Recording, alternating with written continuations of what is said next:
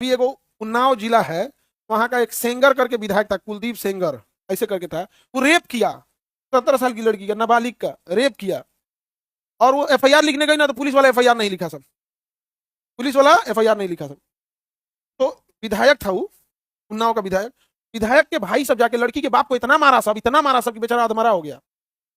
अब पुलिस में कंप्लेन करने गया कि विधायक ने बेटी का रेप किया है और विधायक के भाई ने हमको इतना मारा है, तो पुलिस ने उसके बापे को जेल में डाल दिया और जेल में उसकी मौत हो गई, बाप मर गया जेल में।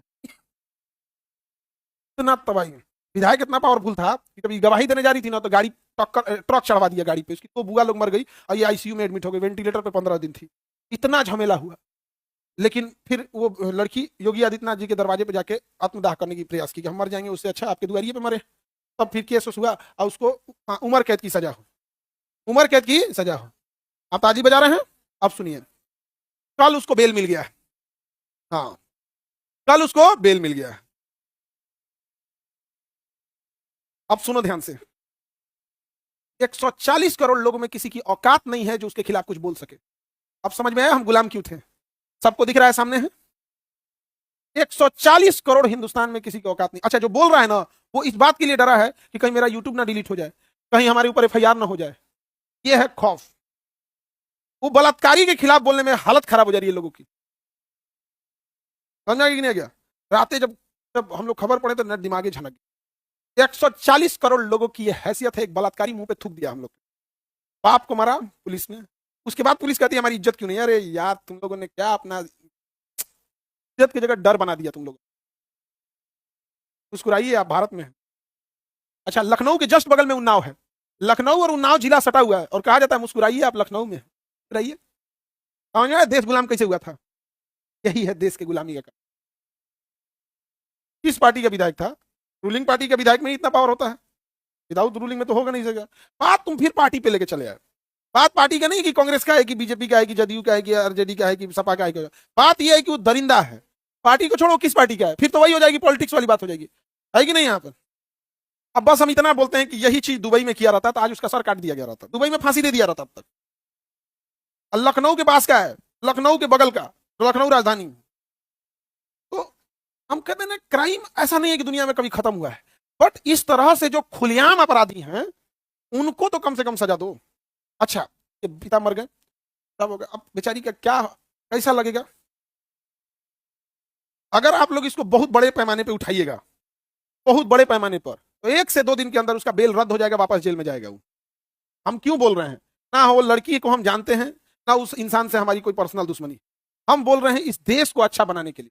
अगर बड़े लेवल पे बोलिएगा तो 1 से 2 दिन के अंदर तो कोर्ट उसका बेल रद्द कर देगा और वापस उसको जेल में सड़ना पड़ेगा।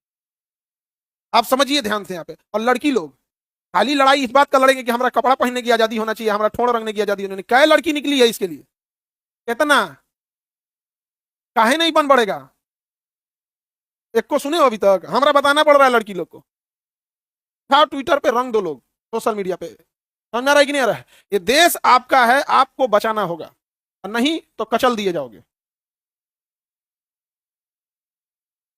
सजा हो गई, सजा के बाद बेल देना कोर्ट का काम है। कोर्ट जब बेल देती है तो सरकार से पूछती है, पुलिस डिपार्टमेंट से, कि इसे बेल दिया जाए। अगर ये समाज में जाएगा तो खतरा नहीं ना है, तो वहां पुलिस को अपोज करना चाहिए, साहब बलात्कारी इसको बेल दीजिएगा। तो पुलिस चुप हो गई तो कोर्ट दे दिया। नहीं समझ आ गया? गांधी जी सत्य हिंसा के पुजारी थे। गांधी का मतलब समझ रही है ना? क्या ले बुझाइए नहीं रहा है गांधी का मन? क्या समझ रही हो? ले समझ रही है? हाँ सर समझ रहे हैं, गांधी जी सत्य हिंसा के मार्ग पे चल रहे थे। गांधी मैंने पैसा लोल कहेगी। अगर आप इस मामले को बहुत बढ़िया से उठाते हैं, बहुत बढ़िया से, 1 से 2 दिन के अंदर कोर्ट उसका बेल रद्द कर देगा। और अगर नहीं उठाइएगा, किसको कोई नहीं बोलेगा। अरे बाबू, जो विधायक है उसकी पत्नी को विधायक का टिकट मिल गया था, उसके फैमिली से विधायक, बताइए, ट्रक चढ़ा दिया उसके, 2 बुआ उसकी मर गई लोग, और वो भी मरिए गई थी तो फाक से वेंटिलेटर पे थी। वेंटिलेटर का आदमी 90% डेथ होता है। वो ऑक्सीजन तो नॉर्मल चीज होता है जी, ऑक्सीजन मैंने वो सांस ले रहा है, वेंटिलेटर में तो फेफड़ा काम नहीं कर रहा है। वेंटिलेटर पे थी, आप बेल दे दिया जा। हाँ, अरे बाबू, जमानत मैंने पूरा हो रहा था, क्या होता है जमानत? मैंने जमानत गए आप। अगर वो 10 दिन के लिए देगा तो लिखेगा पेरोल पे दिए हैं 10 दिन का। अगर टाइम फिक्स करके देगा तो उसे कहेंगे पेरोल, 10 दिन का पेरोल। जमानत माने हम इन इन शर्तों पे आपको छोड़ रहे हैं, इन शर्तों का उल्लंघन मत कीजिएगा। हाँ, 3 मौत हुआ है, कस्टडी में मौत हुआ है लड़की के पिता का। लड़की के पिता को मारा गया है, केस करने गया, उल्टे उसके ऊपर एफआईआर कर दिया, कहा गया कि लड़की का बाप हथियार लेके घूम रहा था, आम से जाओ।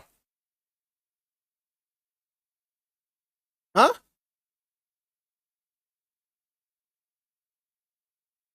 फांसी दे देना चाहिए ऐसा सबको। समझ में आ गया कि नहीं आ गया? और वो 26 जनवरी आ रहा है, लाल किले पे दे दे।